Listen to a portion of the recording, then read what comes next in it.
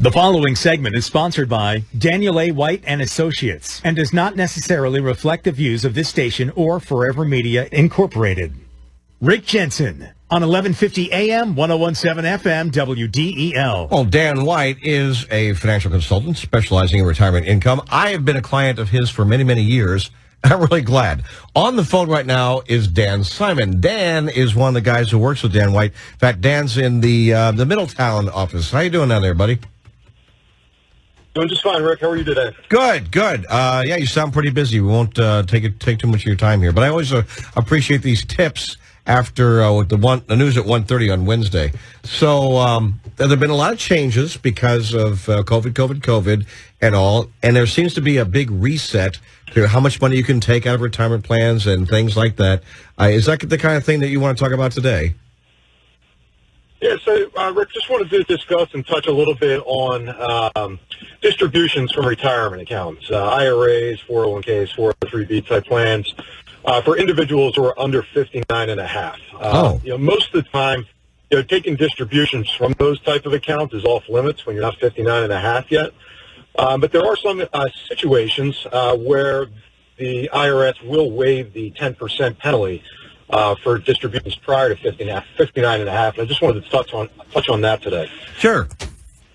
All yours, my friend. So, all right. So the exemption applies for both IRA and qualified plans, including SEP and simple plans, to withdraw funds prior to 59 and a half for a few exceptions. Obviously, death is an exception, so there's no penalty for the beneficiaries there. Disability also applies. So if someone's considered disabled under the age of 59 and a half, they can tap into the retirement account.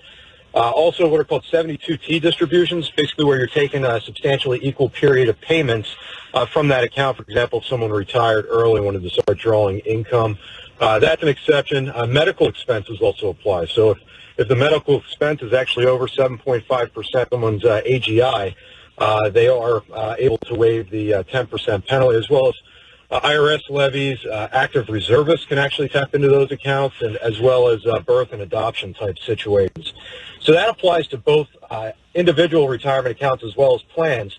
There are exceptions applicable only to IRAs, and this includes SEP and simple plans, and that's specifically for higher education expenses, not only for the account owner themselves, but for a spouse, a child, or even a grandchild. First-time home buyer applies, as well as health insurance premiums if you're unemployed. So that's specific to IRA accounts. And then exceptions that are applicable only to qualified retirement plans would be what's called an age 55 distribution if someone were to retire at age 55, as well as age 50 for public safety employees, for example, police officer, firefighter. Yeah. It also applies to... Go ahead. No, I just acknowledged that it was about the exceptions for, safety officers, fire, police, and such like that. You got it. As well as 457 plans. Divorce applies inside of a qualified plan. That's considered what's called, we refer to as a quadro, qualified domestic relations order. And then situations where, individuals are phased out from federal retirement plans. Let me interrupt for a second. Let me interrupt. Now, these are actually withdrawals, and before 59 and a half years old. And what I'm hearing from you then is that there's no penalty, but you have to pay taxes on that for those particular reasons? You got to pay the tax, man. You got it. Yeah, absolutely. Of course, yeah. Yeah, you were talking specifically about IRAs, but what if someone's got a 401k and they're under 59 and a half years old? How does it work for them then? So 401ks are a little bit different. Most plans will actually allow what's called a loan provision from the policy. So in most cases, if someone's under 59 and a half and, they come into hard times, they need to tap into that account, which, really should be for retirement income. Most plans will allow them to take a loan from the policy if they're still employed there and then gradually pay it back over time. Okay, I was curious if you have a withdrawal feature, but no, it's still the same loan feature. Okay, well, thanks for letting me interrupt.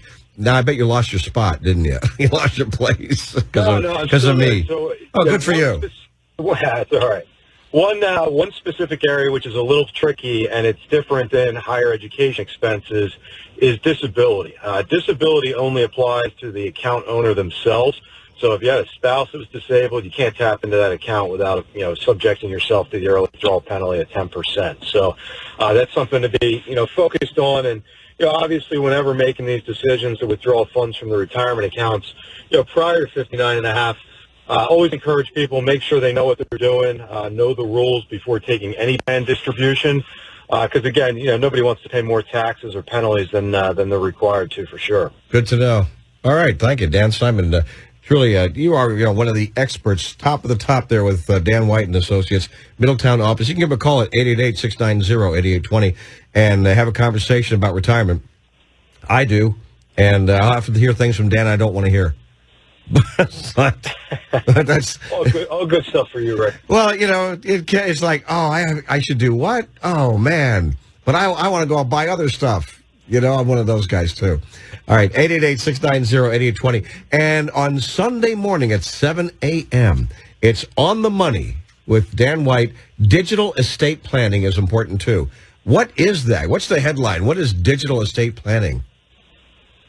Well, I'm sure Dan will go into it in a lot more detail on Sunday morning. But digital estate planning, so much of the data and information that we carry with us throughout our lives, it's all stored on our computers, our iPhones, etc.